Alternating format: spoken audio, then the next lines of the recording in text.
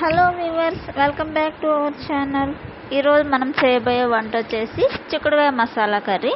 చిక్కుడుకాయ మసాలా కర్రీని సింపుల్గా ఎలా చేద్దామో చూద్దామా. దానికి కావలసిన పదార్థాలు టమాటా, ఆనియన్ అండ్ చిక్కుడుకాయలు.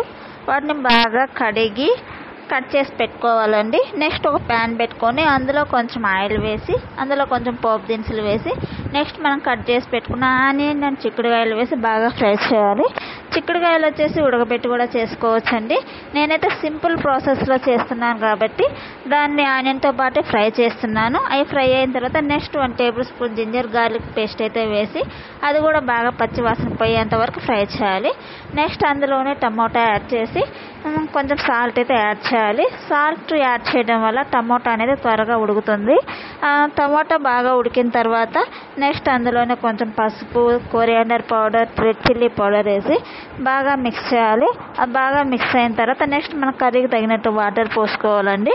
నెక్స్ట్ అలాగా వాటర్ పోసి 10 minutes ఉడకనిస్తే మనకు కావాల్సిన కర్రీ అయితే రెడీ అయిపోతుంది.